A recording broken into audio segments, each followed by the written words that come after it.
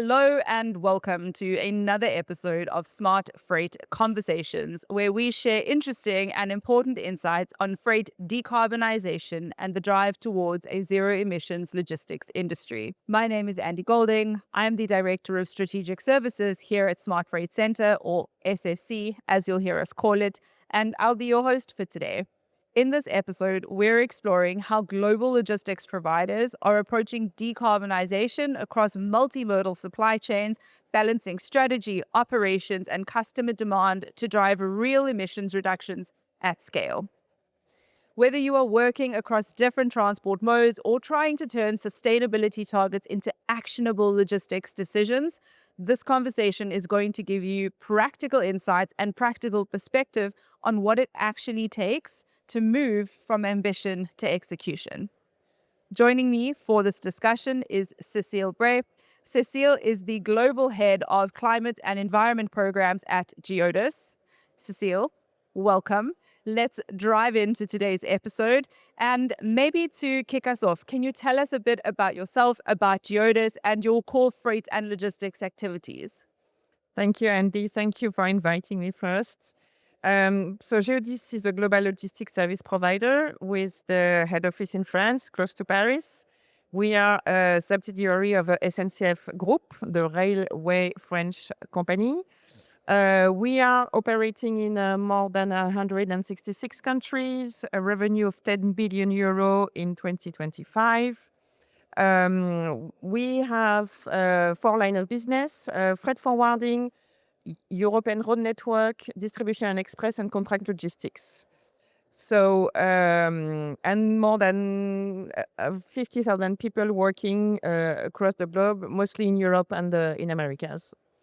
I have been working for GEODIS for more than 20 years. First on implementing operation at GEODIS, and then I joined in 2010 the sustainability department. So starting the first carbon footprint assessment, implementing the first carbon footprint measurement, the first carbon target, and since then I've been developing the program and other on all environmental topics at GEODIS. Wow. So you have really been in the decarbonization conversation from the get-go, I would imagine. I would imagine that you have such an interesting font of knowledge on just how this whole story has developed. I still say that decarbonization is a developing story. And you have been there you must have so much interesting perspective on how the conversation has changed and shifted over the years. Yeah, that's really that's the case because we started in 2010. In France, we had the obligation to report greenhouse gas emissions, so we started to develop and implement the first tool. So we have implemented tool since 2012, and we contributed to the first GLEC framework because we wanted alignment between the different region, different transport mode in terms of methodology. It was very important for us to make sure that we can compare and that we can make sure that we can show what are the real decarbonization action in measurement. Yeah, and you mentioned the GLEC framework and how it really is the framework for calculating and reporting multimodal emissions across the supply chain. In a previous episode of this podcast, one of my colleagues actually described it as pre-GLEC framework. It was a little bit like the wild, wild west of emissions accounting because there was no standardization. There was a standard. There was a European standard. There was a French regulation and a European standard. But there was no global... No, there was no global standard. So the objective was really making sure that there was no other standard being developing and improving what was already existing. So... Yeah. Amazing. Well, I'm really hoping that some of your deep institutional knowledge will come through as we have this conversation. It's really exciting to have you on the couch with us today. Thank you. In terms of market and customer insights, what have been some of GEODIS's most meaningful achievements so far in reducing emissions across your freight and logistics operations? So I would say one of the latest achievements so far is that we have SBTi targets being validated. So we have target to reduce our greenhouse gas emission by 42% by 2030 compared to 20 22 on the scope 1 and 2, and target to reduce 25% by 2030 compared to 2022 as well. Why it is a great achievement? First of all, because we have many customers asking us to be committed to SBTi. So more than 80% of our global account ask us to be committed. So this is really customer driven. And the other thing is that in order to be able to be committed to SBTi, we had to have the entire commitment of the organization. So it had to be validated by the board. How are we going to achieve this target? What needs to be implemented in terms of governance? What needs to be driven to make sure that it's not only having targets, but how do we achieve the target? So that's what was a great achievement. And when really talking about how to achieve the target, I really insist on the fact, internally, externally, on the fact that there are 5 levers to decarbonize. It's not only about shifting to alternative energy, but really 5 levers. I know that there has been an episode from Alan McKinnon about the 5 levers, but it's really very important for us to understand that we need to reduce the amount of energy before shifting to alternative energy. That we need first to reduce the freight kilometer. We need to use the most optimized mode of transport, so we can shift to alternative mode of transport. We need to optimize the assets. We need to have energy efficient assets, and then we can shift to alternative energies. And if I can give some example on energy efficiency, I see in our measurement that there are some huge gap still between the region, between the country on energy efficiency. We have been working on energy efficient fleet for, I think, more than 20 years. We have an internal eco-driving school, but we are still seeing progress on the fuel efficiency of our fleets. So since we have reduced by 7% on the last 3 years of fuel consumption, which is knowing that we are already better than the market. It's not because we are better than the market, but we are already quite good. So we know when measuring that there are always some room for improvement in terms of energy efficiency. When I look at the facilities, there are also very different efficiency in the warehouses, in the hub that we operate in the countries. We've had lots of regulation in France for many years. And the thing is that in France, we monitor very, very closely the energy consumption, and we see that the facilities in France consume half of other region in average. And really, that means that there are levers which are available, which are accessible. It's not a matter of technology. The technology is here. It's really a matter of managing the change and making sure that we measure correctly at our level and making sure that we can monitor the energy we consume before shifting to alternative energy. What an amazing vantage point that you have, because you're such a global organization, but you have such a strong history and you have a proof of concept already. You've already proven that it can work. And so it's almost like you have the recipe. And now how do we take the recipe and how do we apply it in more geographies? Obviously navigating regional complexities and unique nuance and idiosyncrasy across regions. Coming back to what you mentioned about fuel efficiencies and the fact that you are also still always finding ways to get more efficient. It's a topic that we see a lot at the Smart Freight Center, where we can talk about all of the decarbonization opportunities that exist, but actually fuel efficiency and fuel and fleet management, not only does it give us efficiencies in terms of cost saving, maintenance, etc., but there are massive decarbonization benefits that come with that as well. And it is such a meaningful lever for companies to look at and explore. Yeah. And we have also developed an offer towards our customers where we can, for example, it's not for road, but it's for air. We have developed an offer. We call it a smart offer, where the customer can choose which aircraft is going to carry his freight. And we have in our system the average value of the fuel consumption of the different routes and different aircraft. It's not using alternative energies, it's only looking at the efficiency of the different existing routes, of the different existing aircraft. And on some route, for example, we can see that we can reduce by 30% the CO2 emission just of one flight compared to the others. Or not one flight, but one route and one aircraft compared to one other route. So it's really important to have in mind that shifting to alternative energies is, of course, the target, but it's going to take time, it's going to take effort, and there are already some levers which are available today and where we see progress. And we don't need to wait for so many years. So that's really on what we are working as well, in addition to shifting to alternative energies.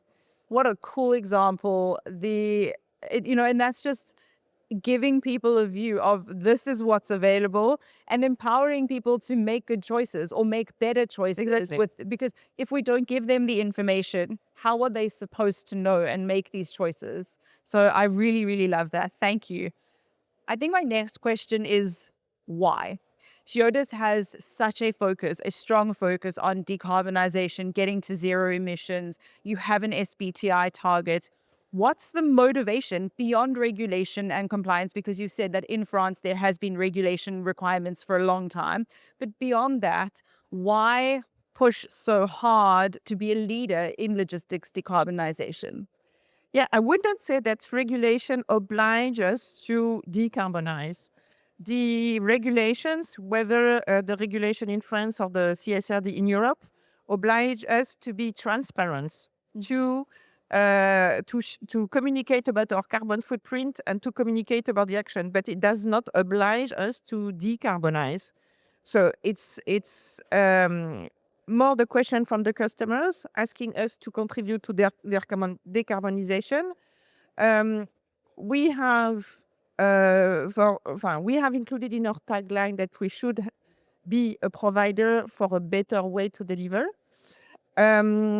It's also our shareholder. We are a subsidiary of SNCF. So it's really important for our shareholders that, yes, we are a logistics service providers. We have a fleet of trucks. We are operating all mode of transport. So we should be as well like an example. And then the other point, which sometimes I think is forgotten, is that there is a generation, a new generation, especially in Europe, expecting companies to be committed. And I know that the logistics sector is not especially a sector which attracts talents. And if we want to attract talents in our organization, we should be a very committed company. So that's also one very important aspect of our journey.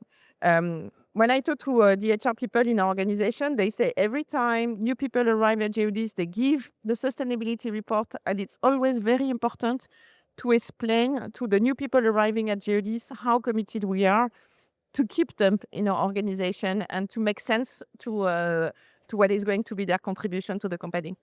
I love that because, I mean, you also mentioned that customer demand is a big thing. You know, there is pressure from the organizations you work with to decarbonize, but there is also internal pressure. The generations coming into the workforce now care about this, Yes. care about investing in the planet.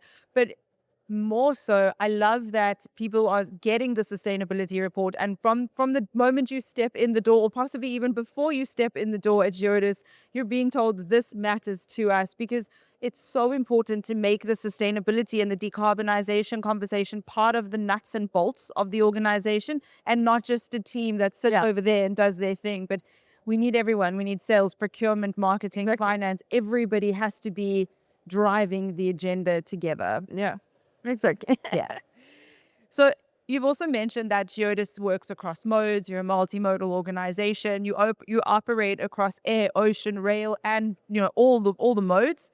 How do you approach emissions reductions across these different modes in a way that is cohesive for the customers? So as I mentioned, we are always talking of the 5 levels to decarbonize. So the 5 levels mean that the 5 levels are applicable across mode, but also in each mode. And so we work with the customers in order to be able to offer alternative solution as well. So we are a key player in Europe on railroad operation. In 2025, I think we avoided 40,000 tons of CO2 emission thanks to shift to rail. So it's very important in our target. And in our SBTi target, we have a target in intensity, and the intensity target takes into account the share of the different modes. So it's also important in our target and in the discussion that we are having with our customer to be able to work on alternative solution in terms of mode solution. Yeah, and we know that modal shift is also such a valuable lever that we can pull on in the decarbonization journey. Speaking of modal shift and other solutions, renewable fuels, low emission solutions, can you share any concrete examples of how GEODIS is implementing low emission solutions such as SAF, alternative fuels, or other innovations? So we have worked on I would say, no, on many existing low emission solution, being SAF, SMF, battery electric vehicle. One of the best success until now is the solution that we have implemented with HVO on road freight. We have implemented a mass balance system in our road freight operation in Europe. And the system was verified by external auditor to make sure that we have the traceability, that the volume are correct, that the accounting is correct. So it's the full chain is traceable and verified. And thanks to that solution, we have seen an increase in the adoption of biofuel by our customers.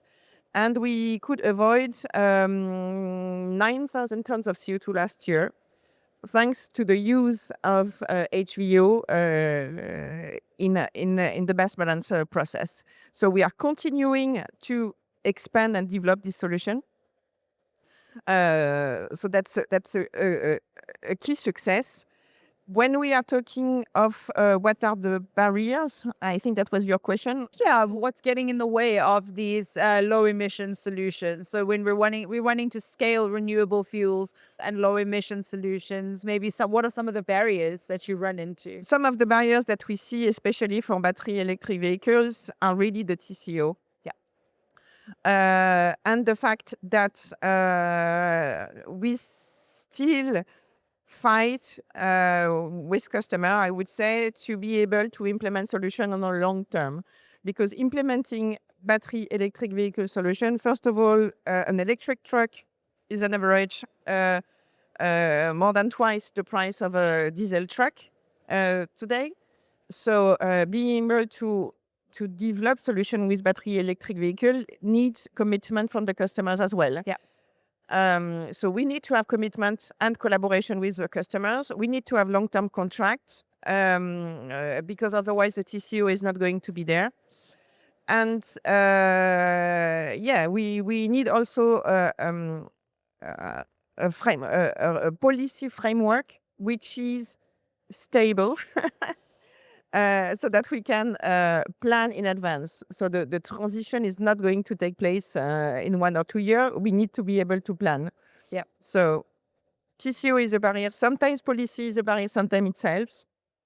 But it's very important to be able to plan on a long term this low emission solution. Absolutely. And that long-term planning is critical, but also a lot of the decarbonization work that we're doing is a developing story. So it's finding this balance of planning, having the knowledge, having the conversations, having the policy, and having the supporting frameworks that we need to make good decisions and make good plans whilst we're working in an organization, in an environment where the goalposts are moving and the landscape is changing.